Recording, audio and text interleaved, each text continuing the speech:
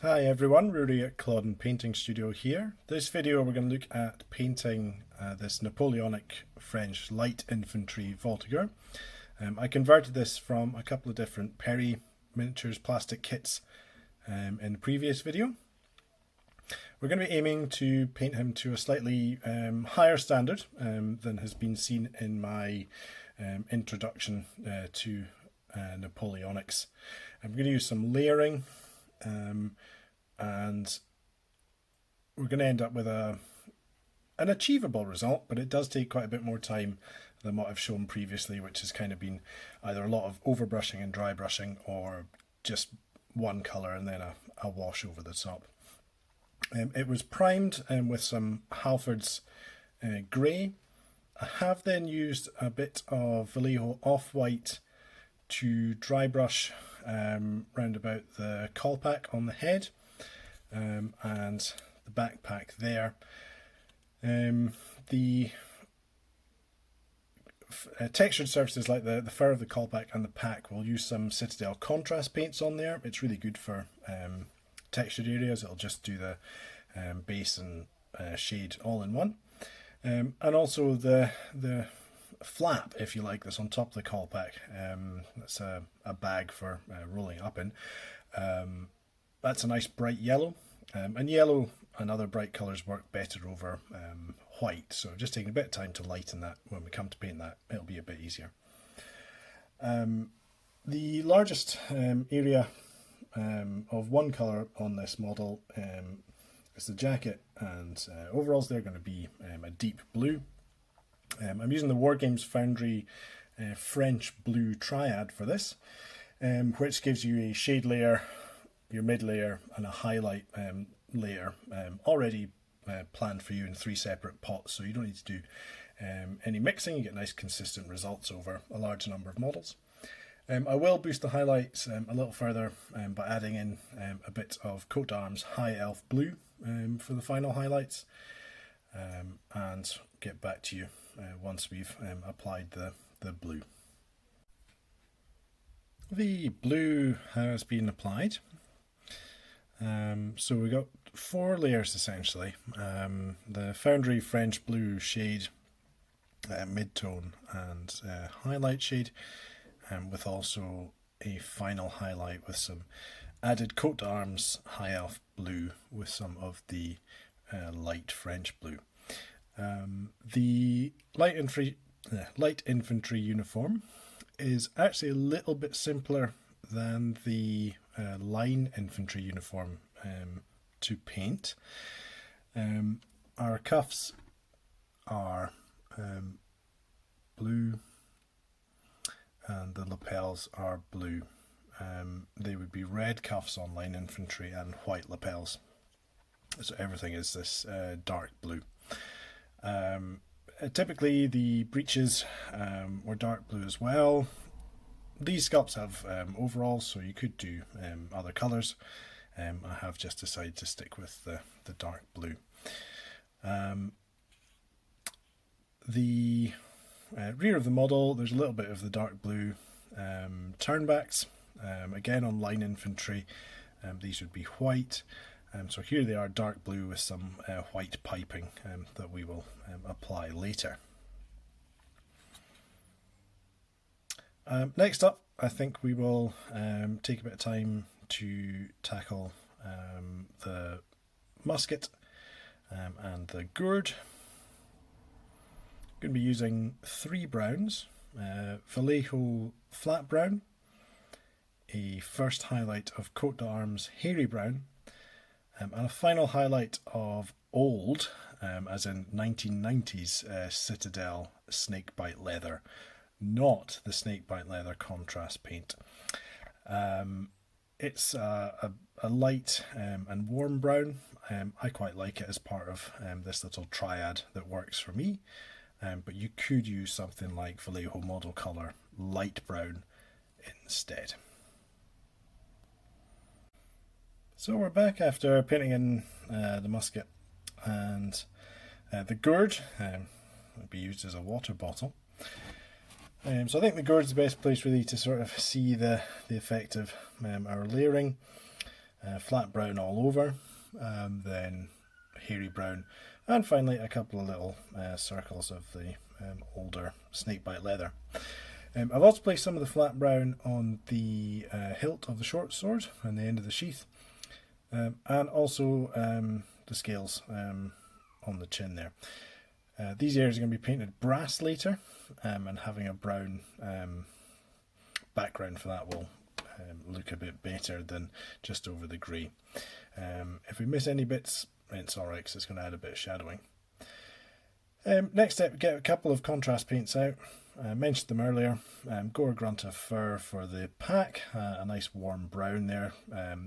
These sculpted hairs of the fur pack will stand out really nicely, and also black for the fur of the Colpack.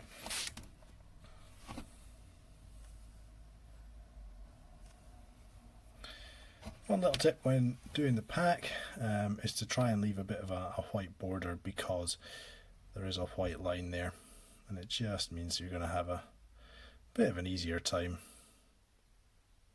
than if you're to go back in and do white lines with a smaller brush. Although we're going for like a higher level of finish on the model, there are some areas we can use quicker techniques, contrast paints being excellent for textured surfaces like furs.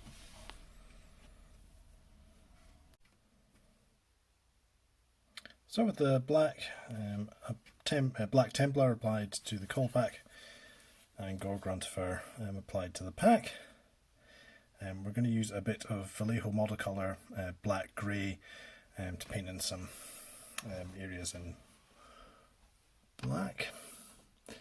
So we've got the cartridge box here, we've got the sheaths for sword and scabbard for bayonet, and also he does have a spare pair of boots here on his backpack, and boots and gaiters.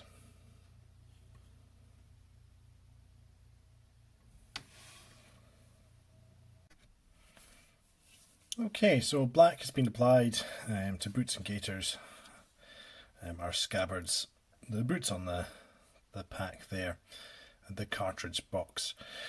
So it was Vallejo black grey. I've used some Vallejo game colour cold grey to do some fine edge highlights, and then I've applied Army Painter dark tone on there. So starting with the black grey means that when the dark tone is applied, you do get a bit of shading. You wouldn't get that if a pure black had been used. I didn't use the contrast black Templar because I feel that on flatter, smoother surfaces you don't get a greater effect. The contrast paints can dry a little chalky, and you probably would be highlighting it anyway, so it's a more consistent result with the acrylics. I have also used a bit of that cold grey to dry brush the fur of the Colpack, and that's just adding a little bit more definition to the texture of the fur. So another couple of contrast paints here. We've got some Bascilicanum grey, which I'm going to use for the Greatcoat rolls on the top of the pack.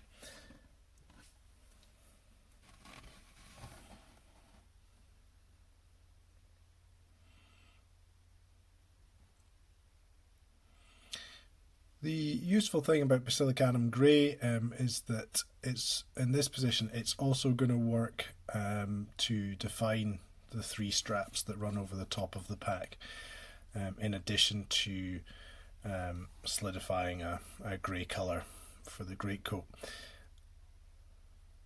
We will come back to those straps later to paint them white, but if we're neat, we can leave the really dark grey in those deep recesses, and that will outline that a lot better. So I've also got some contrast Warp Lightning, which is a green colour, and we're going to put some on the vast majority of the plume, including the little pom-pom ball, leaving a few millimetres, about 3 millimetres at the top, which we will paint yellow later. There's lots of variation in the colour of these plumes. They could be yellow and red, they could be green and yellow in a reversed combination, so yellow at the bottom, green at the top. Lots of different designs were used. We've also got the epaulettes. The little dry brush we did with Off White earlier will just help to really define the contrast between the raised areas and the recesses. And there's a couple more areas which are a bit trickier to get to. I'll do them off camera because I have a bit more care. That is the sword knot, and also there is a thread holding on the gourd. You could do that in brown, or even leave it white, but just an extra bit of colour there, and they were often the elite company colours, so green on Voltigeurs and red on Grenadiers. So that's the Warp Lightning applied. I am going to just intensify those highlights a little bit further. Any light green will do. I happen to have some old Citadel Goblin green, which I think will work just fine for this. So I've switched down from my workhorse, which has been a Winsor Newton size 2, down to a Kolinsky size 1. Just neatly picking out the individual raised areas of cord on the epaulettes. We'll also do a little bit of highlighting on the plume as well, so just a wee bit on the pom-pom, and pick out a couple of the individual feathers there. It's just adding an extra layer of detail. Next up we will get the Foundry Yellow Triad, and we're going to be using that on the bag for the Colpack with the tip of the plume and the collar. Right, I've applied the yellow to the collar and to the plume and to the top of the Colpack. The Foundry Triad is really quite nice for giving a gradual shift in tone, and by leaving paint in the folds, you can get a nice transition effect. As with most yellows, it took quite a few coats to achieve this result, and it was taking a while in between coats, so I have applied the base colour to the flesh. The Foundry Flesh Triad, the shade layer is quite a ruddy, reddy flesh, and I'm going to try and leave that as best I can in the recesses between the fingers, around the nose and mouth. Let's see if we can do a little bit on camera, but probably for the highlight stage we'll go off camera. So a wee dot on the nose.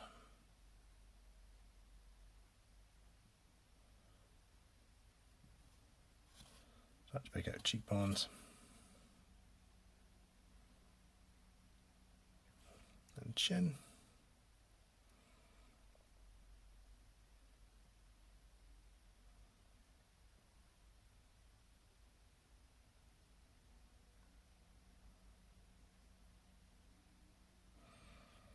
Okay, so I made a little start there. I will go off camera so I can bring the model a bit closer to see the details. And we'll do this middle layer, but also the highlight layer as well. Okay, skin is completed. The Colpack on these models is pulled down quite close over the eyes, so doing the eyes isn't absolutely necessary, but I have been in there to finish them off. Moustache has been done in a couple of browns, just a base and a little bit of highlighting. You might spot that the cuff flaps have been done in red, and there's also a red piping around the top of the collar.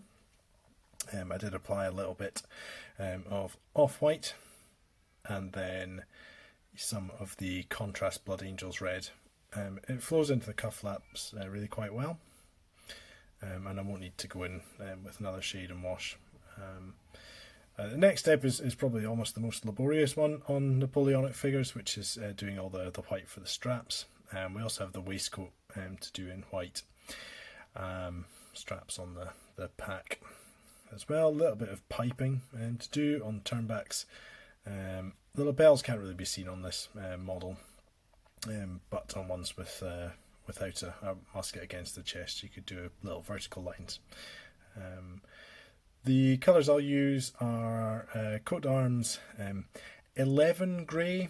I'm not sure if it's a typo and it's meant to be Elven grey. I've always referred to it as Elven grey, but if you're looking for it, it's 11 grey, which is a really light grey, and we'll use a little bit of Vallejo Off White for final highlights as well. Okay, so we've done the white straps and white waistcoat, the musket strap, piping on the cuffs. So we've got white line dividing cuff from sleeve, white around the cuff flap in red. On the back we have white straps on the pack, a bit of white piping around the panels of the pack. A little bit of white piping at the end of the turnback, which is largely covered by the cartridge box. There is a rolled up cap underneath the cartridge box that's been painted in the blue. It has a couple of white straps holding it on. Possibly if we turn the model, you might be able to see the vertical line I've done for the piping at the edge of the lapel between the cross strap and the shoulder strap. I have done a little bit of black lining just to define the edges, especially around about the pockets on the waistcoat, for example, and that was done with a black ink and a thin brush just run around the edges there. Last thing to do on the model is the metallics, and we have some white metal buttons, the musket barrel, bayonet, and brass, as mentioned earlier, for short sword and chin scales. Okay, added the metallics. We have used 3 silver metal colours, if you like. Foundry Blackened Barrel Shade as the base, Foundry Gunmetal as the midtone, and final highlights with Games Workshop Mithril Silver. There are buttons on the cuff flaps, the waistcoat, and the gaiters. We've used Vallejo brass and Games Workshop Shining Gold for the sword hilt end of the sheath, and also the chin scales. So last thing to do is to get the base completed, and we'll get a group shot with the rest of his friends. And here we have 8 Napoleonic French light infantry Voltigeurs in Colpacks, made from the Perry 1807 to 1814 line battalion, with some conversions to shorten the length of the coattails, remove the lapels, and with heads from the Chasseurs à Cheval elite companies. I think they've turned out really quite nicely. Obviously, it's a lot more effort to achieve these results, and doing this perhaps for a whole black powder level force would be far too much to ask. However, taking time on some units is always worthwhile.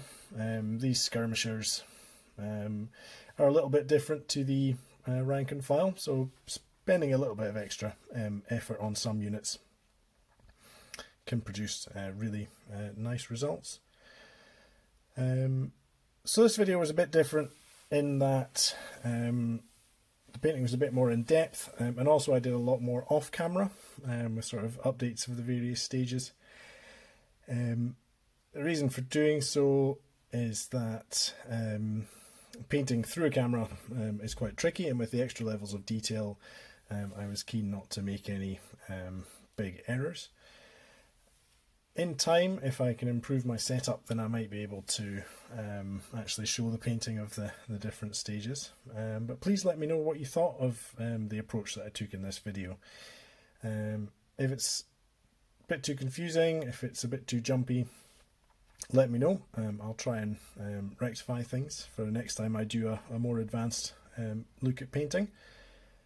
And thanks to Wargamers Anonymous for coming up with the September challenge of scouts and or skirmishers that led me to put this lot together. It's good fun doing it, nice to do something for myself, and we'll see what the next challenge is, and I might be able to take part in that again. Take care everyone, bye bye.